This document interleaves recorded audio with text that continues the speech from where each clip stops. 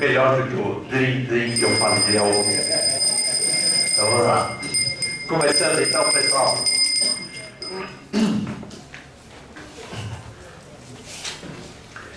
Tá bom.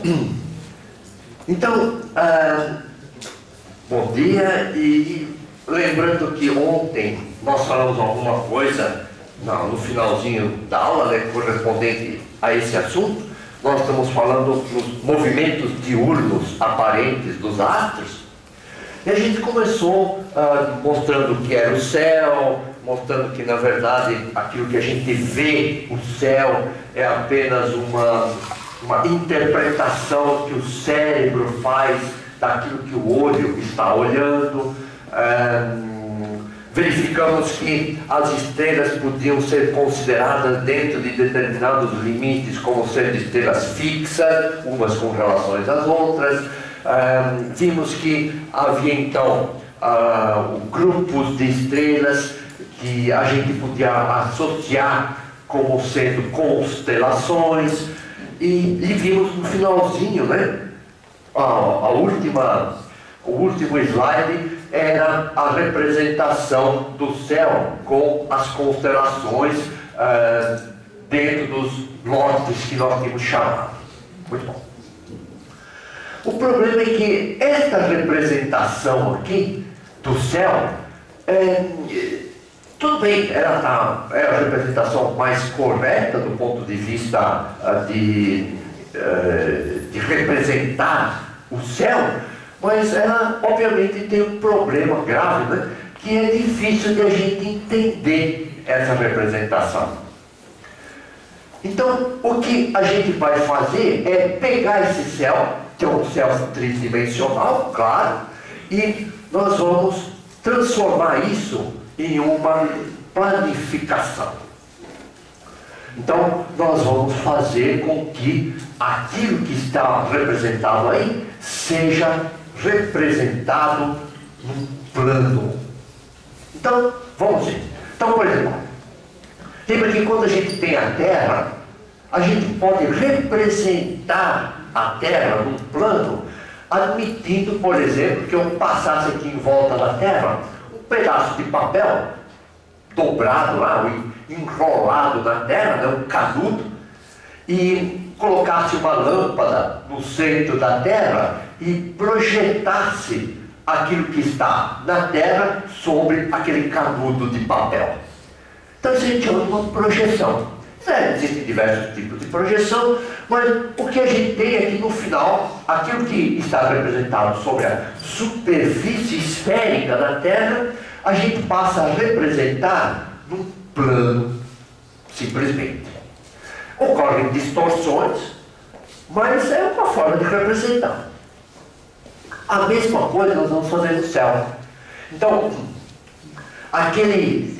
esse céu aqui, nós vamos passar um tubo de papel em volta, tá? Um papel enrolado de tal forma para parecer um tubo, e depois nós vamos desenrolar aquele tubo. E quando a gente desenrola o tubo, aquilo que está representado no céu, que é a Terra, mas representado no céu, passa a ficar representado então aqui num pedaço de papel. Então essa é a planificação do céu. Então quando vocês vão pegar um mapa celeste, a maior parte das vezes é uma planificação desse jeito. E aqueles lotes todos estão representados aqui. As diferentes cores, por enquanto, não tem interesse para nós, mas elas estão associadas com as diferentes épocas em que as diferentes constelações foram definidas. E aqui, então, nós vemos, vai ser a trajetória que o Sol faz por entre as constelações. Isso nós vamos falar direitinho, com detalhe ainda hoje. Então, essa é uma planificação do céu, pelo menos dos limites das constelações. Aqui, eu acho que tinha falado para vocês que a União Astronômica Internacional define 88 constelações. Só que vocês vão ver que se vocês contarem o número de terreninhos lá, vocês vão achar 89. Que droga! Bom, o problema é o seguinte. Existe uma constelação que antigamente ela era representada assim. Então, é uma pessoa segurando uma cobra. Acontece que era uma constelação comprida. Então, eles dividiram aquela constelação em 3 partes. Então, eles dividiram a constelação, onde a parte central é o óbvio aqui, é essa constelação que está representada aqui, o serpentário. Serpentário significando o cuidador da serpente. Então, o serpentário, vocês vão encontrar muitas vezes o nome oficial, é Ofiuco. Então, Ofiuco. Então, aqui está o serpentário, e a serpente foi dividida em 2 partes. Quer dizer, na verdade, 3, né? Porque está aqui, junto com o serpentário, e a cabeça e a cauda da serpente. Então, a cabeça e a cauda da serpente foram colocadas aqui assim.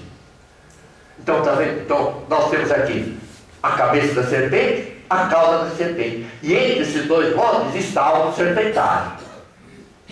Mas, a cabeça da serpente e a cauda da serpente são representados como a constelação da serpente. Então, percebe que a constelação se chama constelação da serpente, é uma constelação. Só que ela ocupa 2 terrenos separados pelo serpentário. Tá? Então, tomar cuidado. Muito bom. Então, aqui, quando a gente olha, normalmente os planisférios, né, são feitos no hemisfério norte, a maior parte das vezes.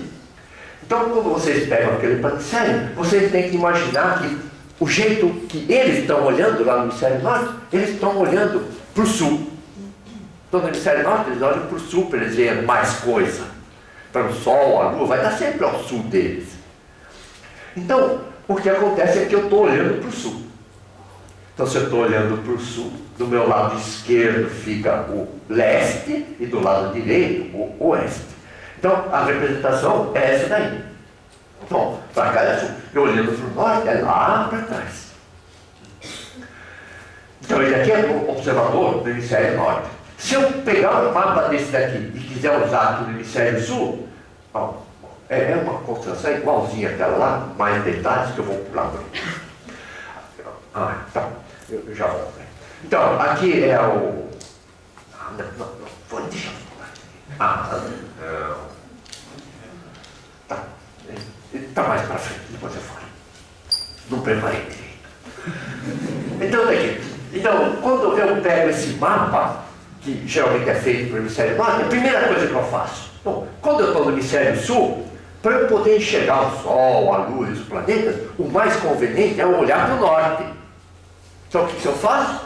Pego isso daqui e boto de cabeça para baixo. Então, aqui no hemisfério sul, é pegar o mapa e botar de cabeça para baixo.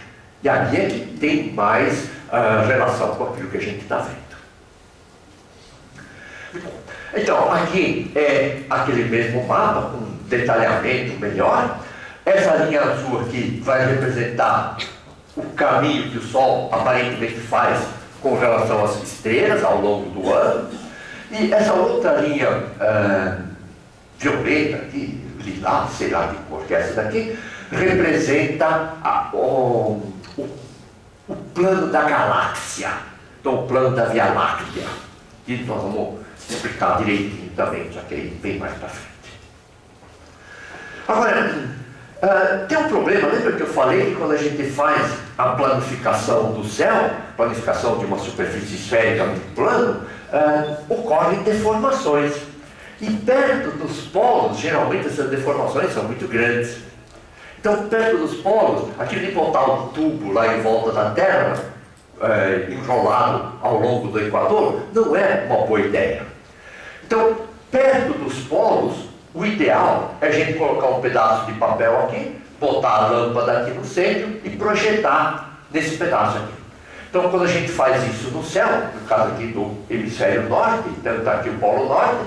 Então, se eu tiver aqui uma estrela A e uma estrela B, eu estou aqui na Terra, olhando lá para cima, então a estrela A vem para cá, a estrela B vem para cá. Então aqui tem uma representação conveniente das estrelas que estão mais perto do Polo Norte. Então essa é a representação perto da calota polar norte. Se eu estiver no sul... deixa eu só voltar uma coisa aqui. Percebe que aqui, essa constelação, aqui está o Polo Norte, né, que bem no centrinho aqui. Percebe que a constelação que está mais, com estrelas brilhantes mais próximas aqui, é a constelação da Ursa Menor. E vocês vão ver que a constelação, a estrela dessa constelação que está mais pertinho do polo, é a estrela que corresponde à ponta da cauda da Ursa Menor. Então, quando a gente está no hemisfério sul, então está aqui agora, terra de cabeça para baixo, né, aquele negócio lá, eu estou olhando aqui para cima, percebe que tem uma estrela B aqui e uma estrela aqui, ela vai ficar projetada com o B do lado aqui e o A do lado de cá. Então, aí a gente tem as constelações delineadas, as constelações loteadas, depois nós vamos falar em algumas delas mais especificamente. Essa região mais escurecida aqui é a região da Via Láctea, nós vamos falar disso. E percebe que aqui, bem pertinho do Polo Sul, não tem nenhuma estrela muito brilhante.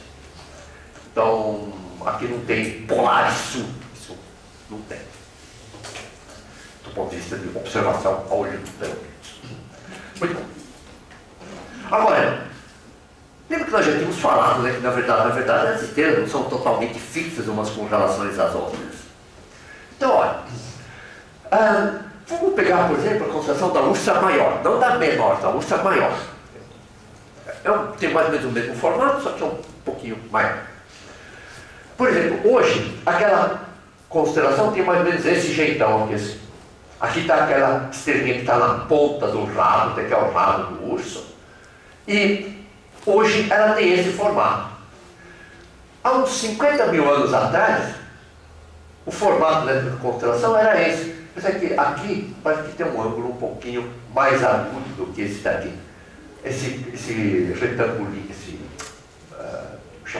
trapéziozinho aqui está um pouco deformado. 50 mil anos depois, já mudou mais um pouco. Daqui a 100 mil anos vai mudar mais ainda a forma. De modo que, na verdade, as estrelas são fixas no sentido de que dentro de um certo intervalo de tempo, que corresponde mais ou menos ao tempo de vida de uma pessoa, eu vou ficar por aqui. Não se entusiasmem. Então, ou ao contrário, né? Não se desespere. Depende da interpretação. Então, percebe que durante um período de vida de uma pessoa, as variações da posição de cada estrela na constelação são tão pequenas, essas variações, que ao longo de uma vida não dá para perceber. Aliás, ao longo de 2 ou 3 vidas a variação é imperceptível. Ao olho nu, durante muito tempo não é perceptível. Mas quando a gente faz previsões a longo prazo, aí então a gente consegue perceber que há modificações importantes.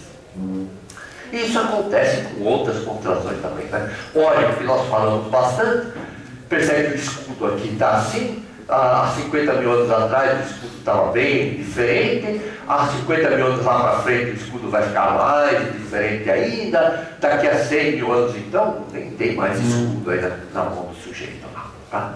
Então percebe que ocorrem modificações. E assim para frente, a cruz, por exemplo, hoje tem mais ou menos esse jeitão.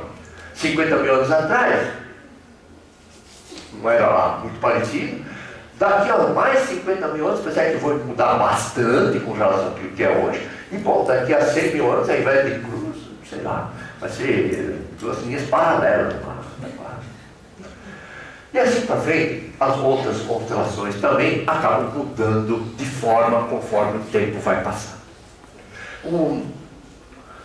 O movimento que faz com que ocorra essa mudança na disposição das estrelas de uma constelação recebe o nome de movimento próprio das estrelas.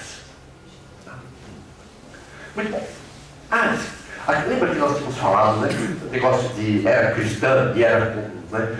Então, para quem não se sente confortável utilizando era cristã, usa era comum. Apesar que a abreviação é a mesma, né? EC, escreve do mesmo jeito, mas cada um interpreta como quiser.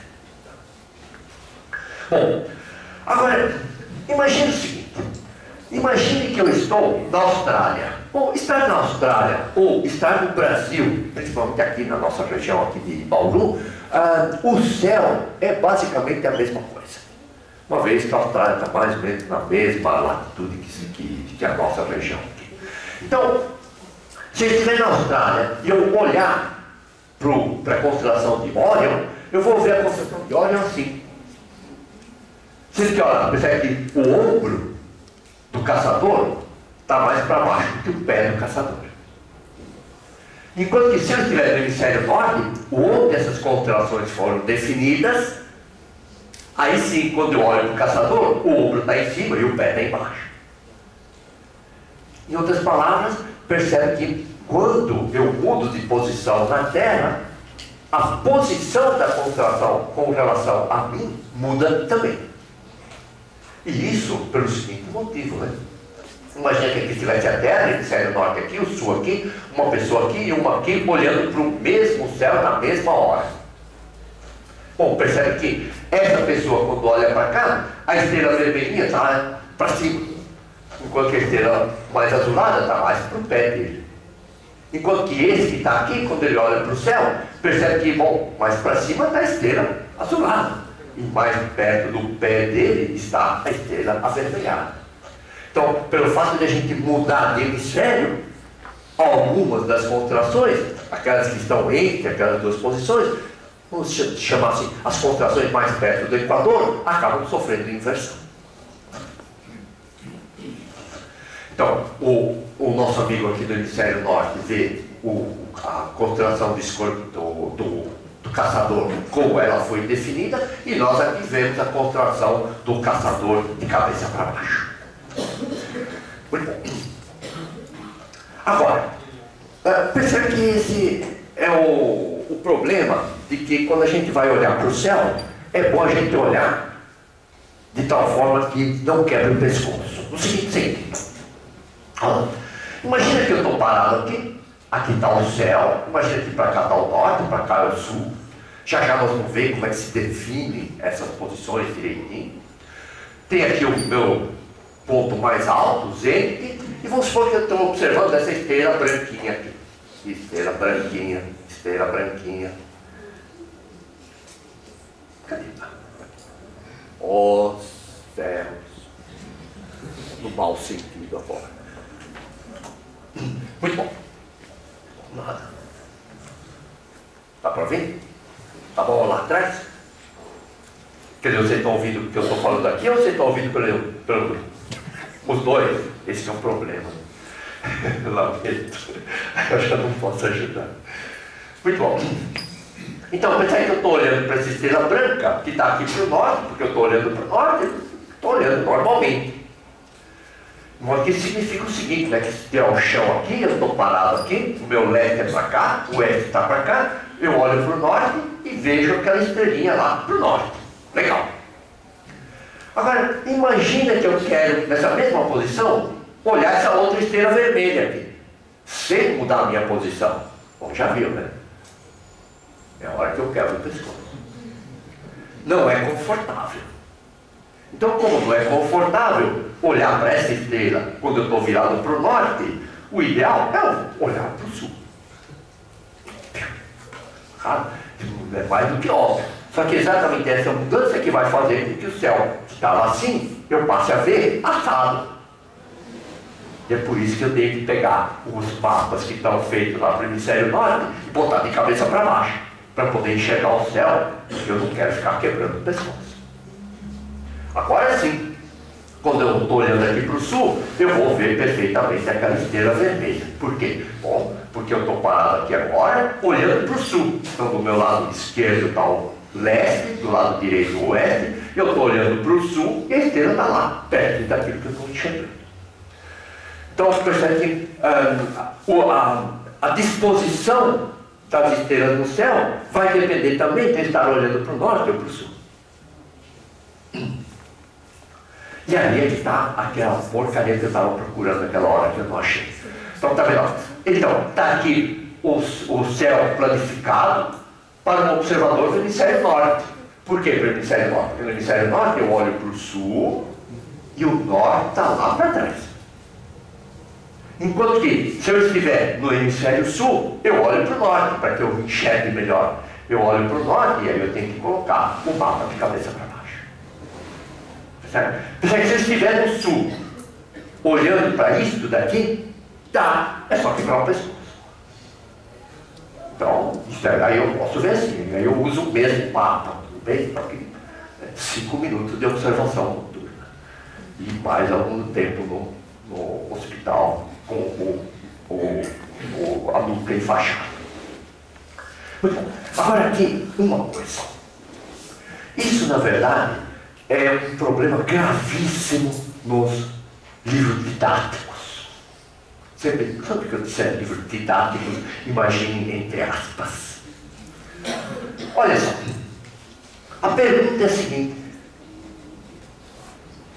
Em todos os livros, as estrelas são representadas com pontas. Não tenho a menor dúvida. Inclusive, vocês podem ver que isso está tão arraigado que cada vez que eu desenhava uma estrela aqui, eu colocava uma estrela com pontinhas. E vocês nunca reclamaram. Quantas pontas tem a estrela? Se é que ela tem ponta. Então, o que acontece é o seguinte. Imagina que estivesse a Terra, aqui está a atmosfera da Terra, completamente fora de escala. Esse símbolo, quando aparecer, significa fora de escala. Vamos pensar que o homem tem desse tamanho perto da Terra? Claro que não tem significado. Então ele aqui está fora de escala, uma vez que nós vimos ontem que o Eratóstenes achou o raio da Terra alguma coisa próxima de 6.378 quilômetros. Enquanto que a altura da atmosfera da Terra tem mais ou menos infinito. A atmosfera da Terra não tem fim. Lá nos confins da galáxia, a atmosfera da Terra chega lá. O problema é com que intensidade? Zero quase. Uma vez que a atmosfera da Terra ela é eficiente até alguma coisa próxima a uns 300 km de altura. Depois de 300 km de altura, a densidade da atmosfera já é tão baixa que do ponto de vista prático a gente pode considerá-la inexistente. Mas ela está lá. Mas do ponto de vista prático eu posso esquecer. Então, percebe que se aqui tem 6.370 km e aqui tem 300 km, isso significa que a atmosfera da Terra é mais ou menos 1/20 do raio da Terra. Porque se a gente representar a Terra com sua atmosfera como sendo uma laranja, a atmosfera da Terra é só a casquinha da laranja. Tá? Quer dizer, então é uma coisa bem estreitinha. Eu desenhei assim, simplesmente para poder realçar os detalhes que me interessam. Então, tem lá longe uma estrela. Qual é a forma da estrela? Bolinha. Uma estrela é uma esfera. Ela pode ser achatada ou não, dependendo da velocidade de rotação, mas isso é outra coisa que a gente vai falar depois. Mas para todos os efeitos, uma estrela é uma esfera. Aí a luz que sai de lá é como se fosse uma fotografia daquela estrela. Sai aquela fotografia, ela vai se propagando naquilo que é basicamente vácuo, não sofre nenhum tipo de dispersão, por enquanto, estou esquecendo, lembra que nós já vimos que tinha um pouquinho de dispersão, mas é outra coisa, vamos esquecer por enquanto. Então, a imagem da estrela vem vindo, bolinha, bolinha, bolinha. Se eu estiver aqui fora, eu olho para a estrela e eu vou ver uma bolinha. Só que aí a luz entra na nossa atmosfera. Quando ela entra na nossa atmosfera, ela está mudando de meio. Estou supondo que aqui exista uma separação entre o vácuo e o meio atmosfera. Quando a luz passa de um meio para o outro, a gente diz que houve uma refração. Então, ó, refração é a passagem da luz de um meio para o outro. Porque em alguns livros vocês vão encontrar assim, refração é o desvio que a luz sofre quando passa de um meio para o outro. Não. quando a luz passa de um meio para o outro, é refração. Se ela incidir de tal forma que a incidência é perpendicular à superfície de separação, não sei, incidência vamos dizer, perpendicular aqui, aí haveria refração, porque ocorreu a mudança de meio, mas não haveria desvio, porque a luz prosseguiria direto. Quando a luz incide não perpendicularmente à superfície de separação, aí sim ocorre a refração, porque mudou de meio, e ocorre o desvio por causa da mudança da velocidade num meio diferente. Então, refração é a passagem de um meio para o outro. Desvio pode ou não acontecer. Então, o que acontece? Quando a luz passa desse meio para o outro, se não incidir perpendicularmente, ocorre um desvio refracional, de tal forma que dessa bolinha aqui, como vem luz aqui de diversos pontos daquela bolinha, isso aqui ó, é a representação aqui da refração com o desvio aqui que a gente vê. Então, aqui o que acontece? Quando a bolinha chega até aqui, cada pontinho da bolinha vai chegar num ponto ligeiramente diferente da atmosfera. E em cada ponto da atmosfera existem condições de temperatura, densidade, velocidade do vento diferentes. De modo que em cada pontinho vai ocorrer um desvio ligeiramente diferente. De tal forma que um pontinho da esquerda desvia mais para cá, outro mais para cá, outro mais para cá, mais para cá, mais para cá. E por causa então do desvio da luz causado pela refração, nós temos as pontas das estrelas. Então, as pontas das estrelas, na verdade, ocorrem por causa dos desvios refracionais, dos desvios de refração diferenciais. Quer dizer, um raiozinho vem mais para cá, outro mais para cá, mais para cá, mais para cá, e aparece então aquela dispersãozinha. E a estrela, então, como as condições do mesmo ponto não são constantes no tempo, elas vão variando, a temperatura vai variando, a densidade vai variando, como não são constantes essas condições, os desvios vão variando conforme o tempo vai passando no mesmo ponto. Essa variação dos desvios no mesmo ponto causa a cintilação. Então a cintilação é quando parece que as pontas das estrelas estão mudando de posição, aumentando, diminuindo, coisa assim. Então isso é cintilação. Por exemplo, se vocês olharem para o céu numa época em que tem muita névoa, a cintilação é maior, porque as variações são mais rápidas. Se vocês olharem para o céu com o olho cheio de lágrimas, vocês vão ver que as estrelas ficam cintilando mais ainda. Por quê? Porque ainda ocorre uma refração na água que está no olho de vocês. Então, as estrelas, na verdade, parecem com pontinhas, mas na verdade elas são bolinhas. Ou seja, olha, isso aqui é cintilação. Isso é uma simulação. Então é uma cintilação. Então a estrelinha parece que vai oscilando, as pontinhas vão variando de tamanho e coisa assim. De modo que uma estrela é uma bola. Isto daqui é uma representação simbólica de uma estrela. Só que nos livros, ninguém fala para vocês, olha, isso aqui é uma representação simbólica de uma estrela. Não, bota lá, é uma estrela.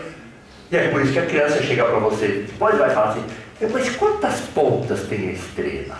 5, 6? Bom, a resposta depende da religião. Simplesmente, cara, tem sentido.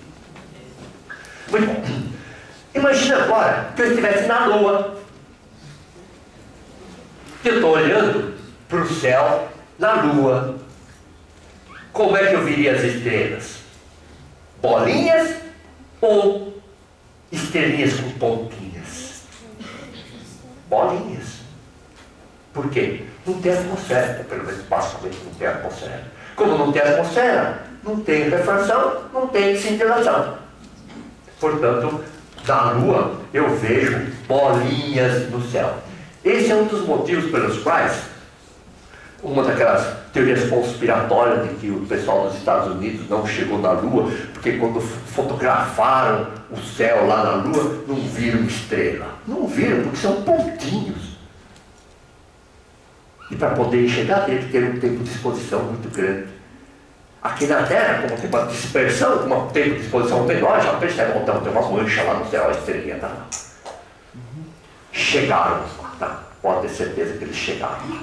E sabe qual é a explicação menos científica e mais conveniente? Na época em que os americanos chegaram lá, americano é uma coisa horrível de falar, porque para todos os efeitos nós somos americanos também, né? Então o pessoal dos Estados Unidos, da América do Norte, Yankees, para os mais íntimos, os Yankees realmente chegaram lá. E sabe por que eu tenho certeza que eles chegaram lá? Porque na época era uma briga entre os Estados Unidos e a então União Soviética. E quando os Yankees chegaram lá e disseram que chegaram lá, ninguém da União Soviética falou que não chegou. De modo que eles já sabiam que chegaram. Não precisa de mais nenhum argumento de fotografia ou coisa assim que eles chegaram lá. É só saber que os russos não reclamaram. Que adivinha, né? Se não tivesse chegado, os russos teriam aberto a boca desse tamanho. Que mentira! Não reclamaram, é porque chegou. Muito bom, então está aqui. Quem chamou? Não? Tá. Agora, medidos o céu de uma forma aproximada. Uma das perguntas que vocês podem fazer para os seus alunos um dia é o seguinte: alunos, seja lá quem for, está lá o sol, eu estico o dedão aí no positivão e fecho o olho e com o caolho eu vou olhar para o sol com o dedão na frente do sol. A pergunta: será que dá para esconder o sol atrás do dedão? Imagina, o sol é grandão, o dedão é pequenininho. Vamos ver. Vamos definir aquilo que a gente chama de um grau. O pessoal aqui na região da Babilônia, que hoje corresponde ao Iraque, tinha admiração pelo número 60. Então eles adoravam o número 60. Tem certos motivos, por exemplo, o número 60 é bom porque ele é divisível por 1, claro, por 2, por 3, por 4, por 5, por 6, por 10, por 15, por 12, por 15, por 20, por 30. Então é um número legal, um número bem amigável.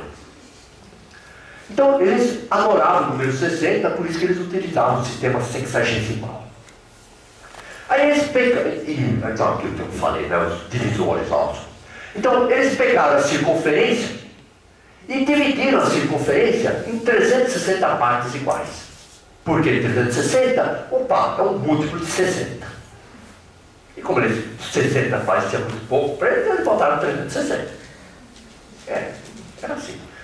E, então, cada uma dessas 360 partes recebeu o nome de 1 grau. Com o tempo, aqui está fora de escala, com o tempo eles perceberam que 1 grau, em astronomia é muita coisa, precisaria de coisa menor do que 1 grau. Aí eles pegaram esse 1 grau e dividiram por 60.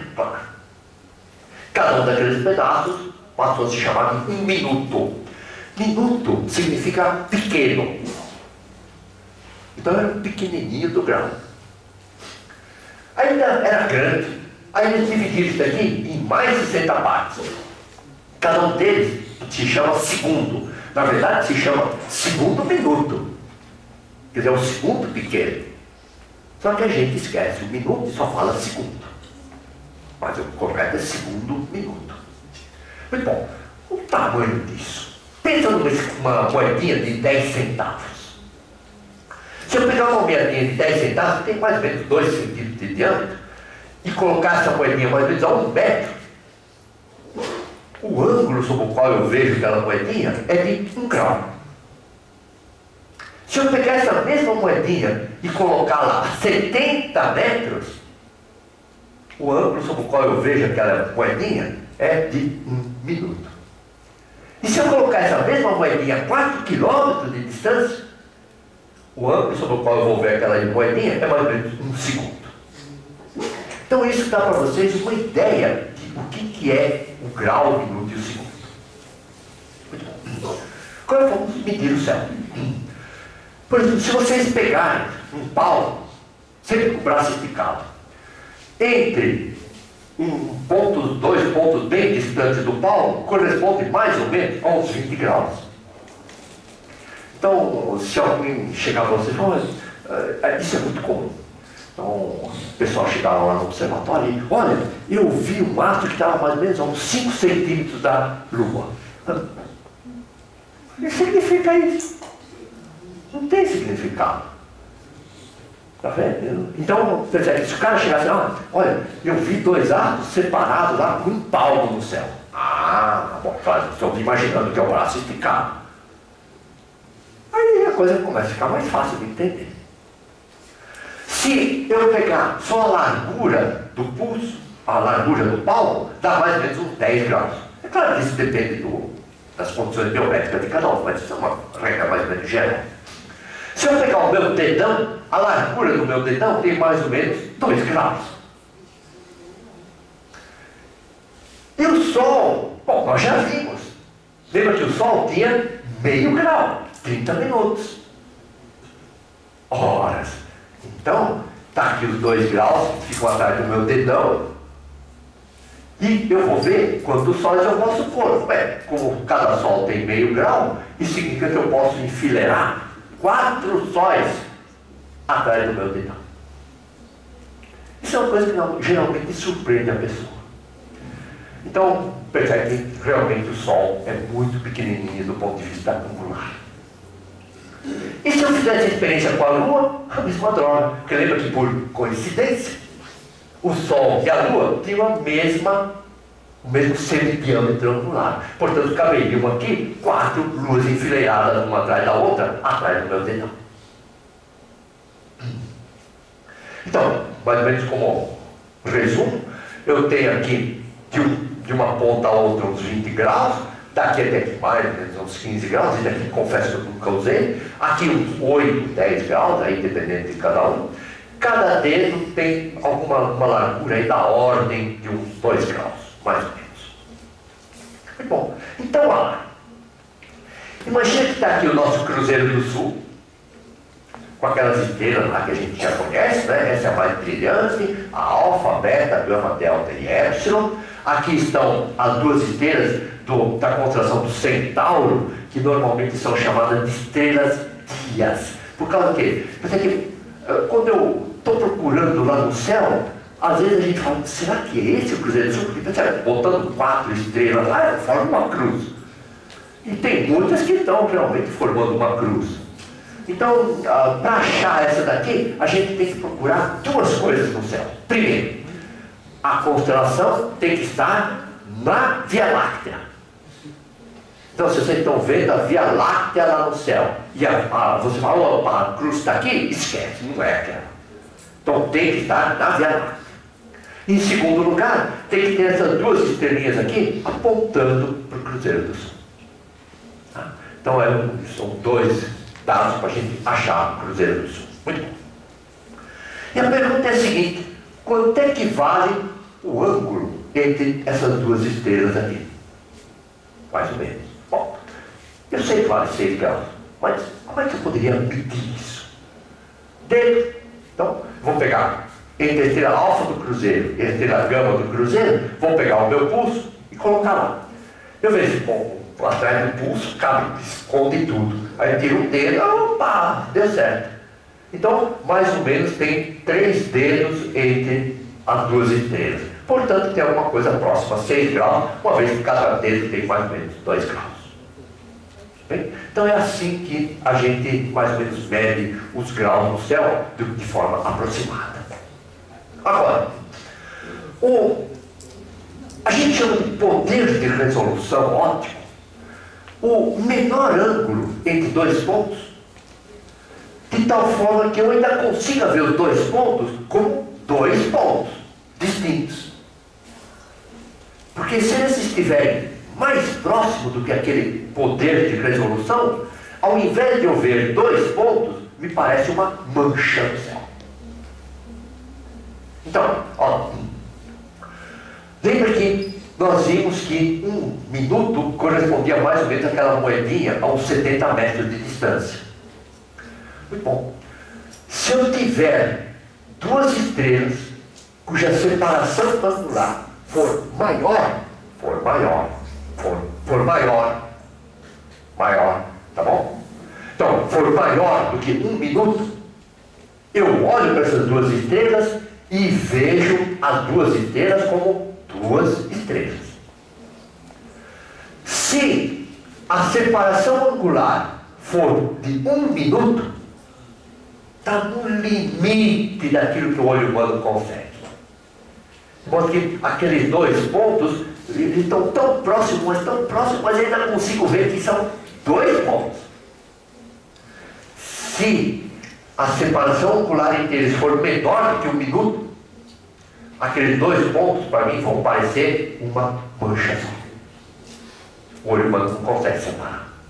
De modo que o poder de resolução do olho humano é de 1 minuto de grau. Então esse é o menor ângulo que o olho humano consegue perceber. Então o menor ângulo que o olho humano consegue perceber, sempre é o olho nu, claro. Então o menor ângulo que o olho humano consegue perceber é o correspondente a uma moedinha de 10 centavos, de 2 centímetros, colocada a 70 metros de distância. Para vocês verem se vocês estão incluídos nesse grupo de pessoas com esse poder de resolução, pega uma moedinha de 2 centavos, bota ela lá de pé e vai andando para trás e verifica até quanto tempo vocês conseguem ver a parte de cima e a parte de baixo da moeda. A hora que vocês olharem, não sei qual está em cima e qual está embaixo, é porque já está abaixo do poder de resolução de vocês. Muito bom. Então, se 2 astros estiverem menos do que 1 minuto um do outro, não vejo 2 astros, mas sim uma mancha. Então, isso significa que a melhor precisão que os antigos conseguiam obter nas observações a olho nu era de 1 minuto. Porque menos que isso eles não conseguiam avaliar a olho nu. Agora, qual o motivo do dia e da noite? Então imagine que aqui estivesse a Terra, aqui está o eixo de rotação da Terra. Lembra que nós já vimos que gira nesse sentido aqui, ou seja, no sentido em que gira, em que fecha os dedos da mão direita. Quando a gente botar o dedão da mão direita para o norte, então para o norte, a Terra gira no sentido em que fecha os dedos da mão direita. De longe vem vindo os raios solares.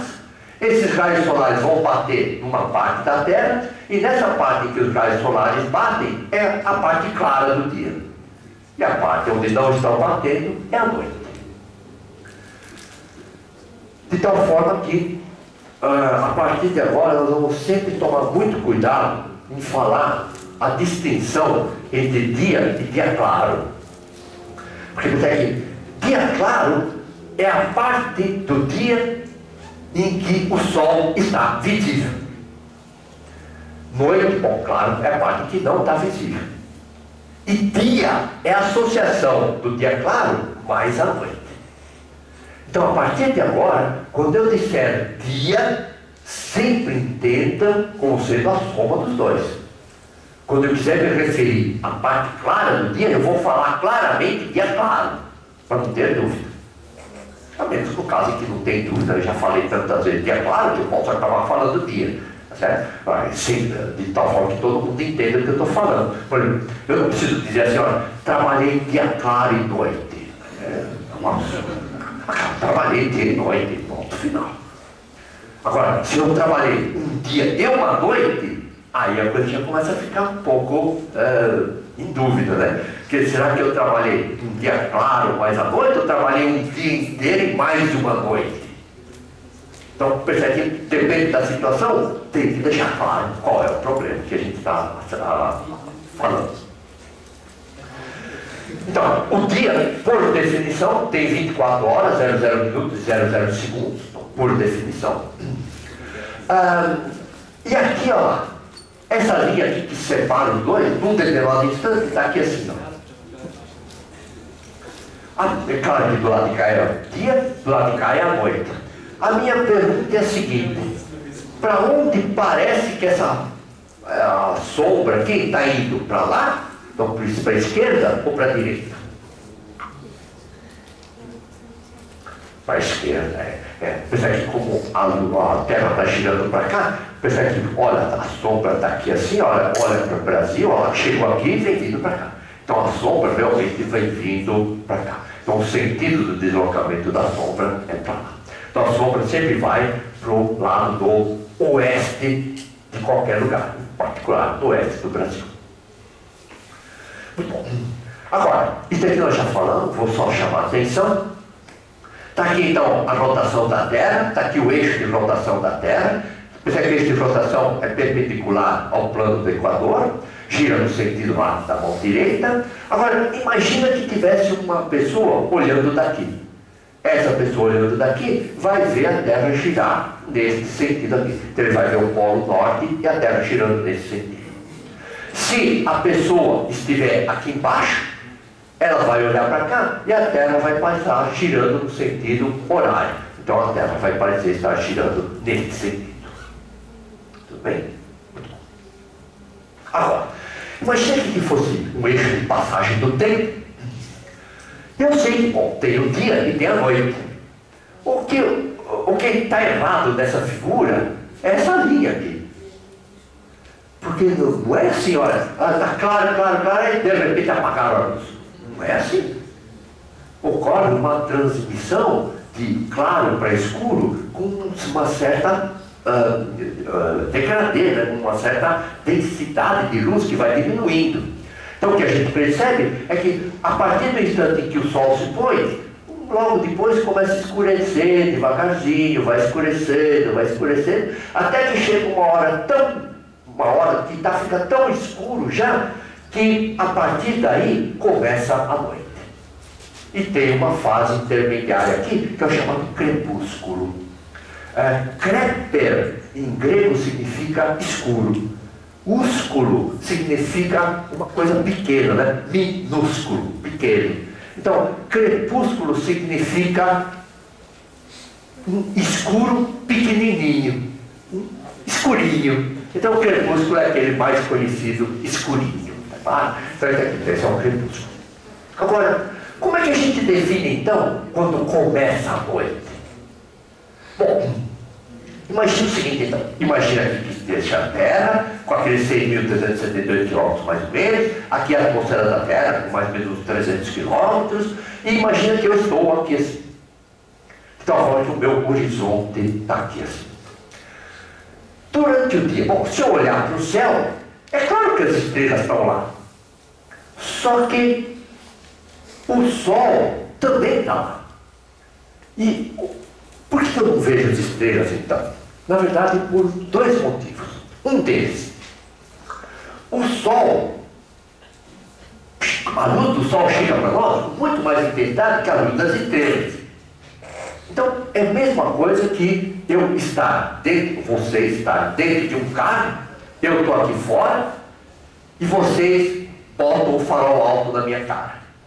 E aí dentro do carro vocês acendem um fósforo. Então, eu não vou enxergar mesmo. Por quê? Porque a luz do carro me ofusca. Mesmo que for um Vectra, um Voyager, um Fusca. Tá claro? Então o que acontece? Simplesmente porque a luz do farol é muito mais forte do que a luz do fósforo e não consigo enxergar o fósforo. Agora, então esse é o primeiro motivo. Sol com uma intensidade luminosa muito maior do que a das estrelas. Segunda coisa. A segunda coisa é que quando a luz do Sol chega na nossa atmosfera, ela se espalha. Conforme a luz do Sol se espalha, esse espalhar faz com que a nossa atmosfera fique brilhante, ou pelo menos mais brilhante do que deveria ser. E o que acontece então? Se a atmosfera, para todos os efeitos, ao fundo do céu, fica mais brilhante, as estrelinhas começam a ter um contraste menor com relação ao fundo do céu. Então, durante o dia, eu não vejo as estrelas, porque a luz do Sol é muito forte. Em segundo lugar, a dispersão da luz do Sol acaba impedindo, a luz do Sol na nossa atmosfera acaba impedindo que eu veja os astros mais distantes, porque diminui o contraste. Muito bom. Então, mas durante o dia vem a luz do Sol e vem a luz das estrelas também. Eu não distingo, mas ela está chegando. Muito bom. Aí o Sol começa a se pôr. Quando o Sol se põe, bom, a luz do Sol, uma parte, ainda parte da nossa atmosfera e se dispersa na atmosfera, fazendo com que o céu ainda fique claro. De modo que eu ainda não consigo ver as estrelas, ou pelo menos não muito bem. Até que chega uma hora que o Sol vai estar bem baixo, suficiente baixo para que a dispersão da luz solar na nossa atmosfera seja considerada desprezível, ou pelo menos tão pequenininha, que a luz da dispersão do Sol na nossa atmosfera é menor do que a contribuição da luz das estrelas de fundo. Quando a contribuição da luz das estrelas for maior do que a contribuição da luz do Sol, a gente diz que começou a noite. Então essa que é a definição do início de noite. Então a noite é quando a luz das estrelas contribui mais do que o Sol. Isso significa, do ponto de vista prático, quando o Sol se encontra mais ou menos a 18 graus abaixo do horizonte. Então, agora eu vou falar sobre o movimento diurno aparente do Sol, aquilo que todo mundo enxerga, né? Eu vejo que o Sol aparentemente nasce, sobe, vai subindo, vai, desce e vem para lá. Sabe, bom, essa é uma bonita foto, mas do ponto de vista prático em astronomia é muito pouco usável.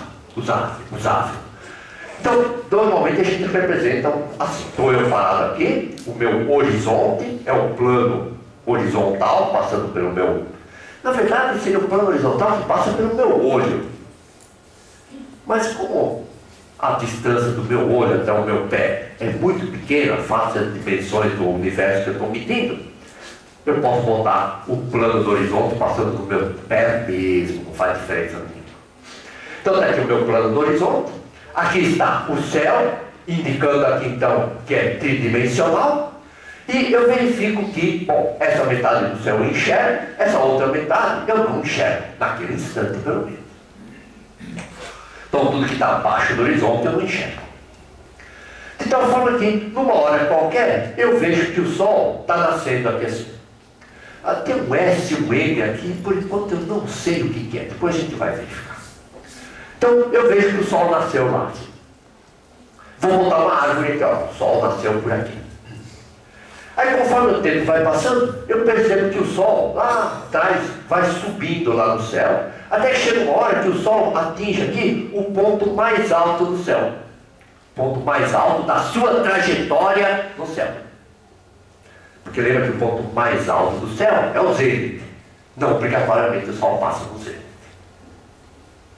Então, ao meio-dia. Então, o Sol passou bem alto. E a gente diz que esse ponto onde o Sol chegou no ponto mais alto é o meio-dia. Então, é o instante que divide a parte clara do dia na metade. Deveria ser meio-dia claro, mas não, meio-dia. Certo?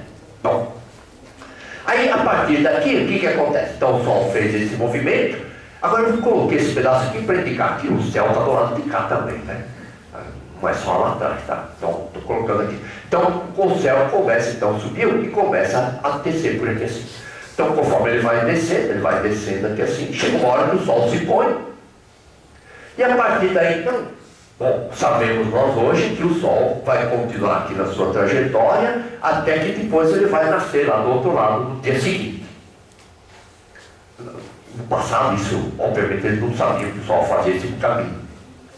E apareceram aquelas ideias malucas, né? Por exemplo, para os gregos, o Sol, quando descia aqui assim, ele pegava uma carruagem, e essa carruagem levava ele lá de volta, por algum caminho, eu não sei qual, levava o Sol de volta lá, no dia seguinte o Sol poderia nascer outra vez. Tem toda uma história, claro. Então, bom, mas nós hoje sabemos que não, o Sol vem vindo para cá, até que uma hora aqui que ele vai estar oposto àquele, e vai ser a meia-noite. E aí vai nascer novamente. Bom, E aí então vem uma definição. É a definição que vocês vão encontrar nos livros didáticos. O ponto leste é o ponto onde o Sol nasce. Vamos ver? Então, o ponto leste é o ponto onde o Sol nasce. Muito bem. Vamos observar mais um pouquinho. O Sol vem vindo aqui e aí ele vai nascer no dia seguinte. Só que, ao invés de ele nascer aqui, ele vai nascer um pouco mais para cá. Ele não nasce no mesmo lugar que ele nasceu ontem. E, bom, vai fazer o trajetório. Você vai se pôr também num lugar ligeiramente diferente. No outro dia, o Sol vai nascer mais para cá. E se pôr aqui. No outro dia vai nascer mais para lá ainda. E se pôr mais para lá. Aí mais um dia tempo, o Sol vai nascer aqui outra vez. Depois nasce aqui, depois nasce aqui, depois nasce aqui, depois nasce aqui, depois nasce aqui. Aí começa a nascer mais para cá, mais para cá, mais para cá. E o que a gente verifica é que ao longo de um ano, eu ainda não defini ano, mas é aquilo que todo mundo conhece, depois a gente vai definir direito. Durante um ano, o Sol vai nascer cada dia numa posição ligeiramente diferente. Portanto, dependendo do dia que eu for fazer essa experiência, o ponto leste vai ser diferente. Ou seja, eu vou ter 365 pontos lestes. O que é uma droga. Imagina o cara faz um mapa do tesouro e fala, agora você vai para o leste. Ah, que dia? Então a gente vai querer um ponto leste que não dependa do dia. Bom, então como é que a gente vai fazer isso? Então o que eu posso dizer é o seguinte, ó. O lado onde o Sol nasce é o lado leste, não o ponto, é o lado. O lado onde o Sol se põe é o lado oeste, não o ponto oeste. Eu vou querer definir o ponto leste e o ponto oeste.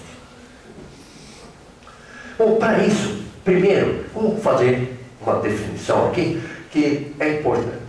Primeiro, está aqui a Terra, está aqui a nossa pessoa aqui colocada, está aqui o Polo Sul, de tal forma que eu sei que a Terra gira para cá. Então, como a Terra gira para cá, o Sol parece que está subindo, então aqui é o lado leste, está a arvorezinha aqui, porque para cá é o lado leste.